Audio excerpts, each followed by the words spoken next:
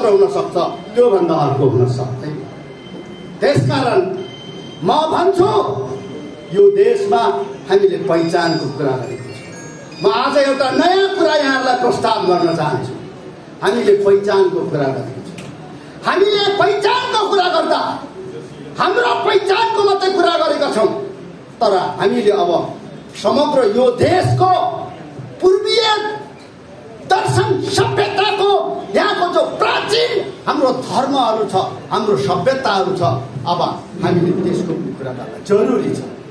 त्यसकारण म भन्ने थालेको छु कि अब यो मुलुकलाई बचाउन, यो मुलुकलाई रूपान्तरण गर्न, अब यो देशमा मुनधुम प्राकृतिक पूजा, बुद्धिज्म र हिन्दू सभ्यता, यो तीनटा सभ्यता अब एक भएर नउभेसम्म यो मुलुक अब टिक्न सक्दैन, यो मुलुक बाँच्न सक्दैन। अब यसको निम्ति तपाईँ हामीले गम्भीर एउटा बहस चलाउनु, गम्भीर छलफल चलाउन पनि हामीलाई यो एउटा साझा मन चाहिएको छ, यो हाम्रो साझा एकता चाहिएको छ।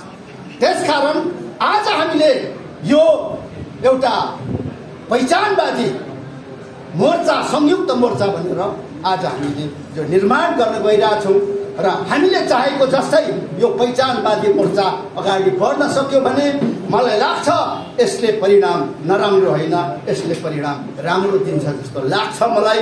यो कुरामा यहाँहरूलाई म विश्वस्त आश्वस्त बनाउन चाहन्छु।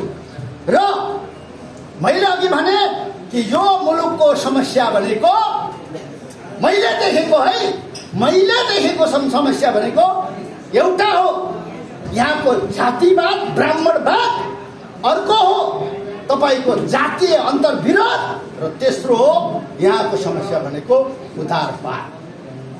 चन्द्र ढकाल त उदारवादले जन्माएको एउटा पात्र मात्रै हो। उदारवादले जन्माएको चन्द्र ढकाल जस्तो पात्र त यहाँ हजारौं पात्रहरू छन्, जसले आज हरेक मूल्यवान सार्वजनिक जग्गाहरू कब्जा गरेर लगिरहेछ। आज हरेक सुन्दर सुन्दर दृश्यावलोकन गर्न सकिने सार्वजनिक जग्गा जमिनहरू उनीहरूले कब्जा गरेर लगिसकेको छ। आज उदारवादले जन्माएको पीडा हो, उदारवादले नै सिर्जना गरेको समस्या हो यो। त्यसकारण हामीले चन्द्र ढकालको अन्त्य गरेर यो समस्याको समाधान हुँदैन। यो समस्याको समाधान त्यतिखेर हुन्छ जतिखेर यो अहिले एमाले र काङ्ग्रेसले सञ्चालन गरेको उदारवादको अन्त्य हुनुपर्छ र यहाँ समुदायवाद, यसको निम्ति यो हाम्रो एकता जरुरी छ। म तपाईलाई आग्रह गर्न चाहन्छु, जुन दिन हाम्रो समुदायहरू स्थापित हुन्छन्, जुन दिन हाम्रो समुदायको हक र अधिकार स्थापित हुन्छ, त्यो दिन समुदायको कुरा बित्छ, त्यो दिन समुदाय अधिकार सम्पन्न हुन्छ अनि त्यो दिन तपाईँ मुक्त हुनुहुन्छ।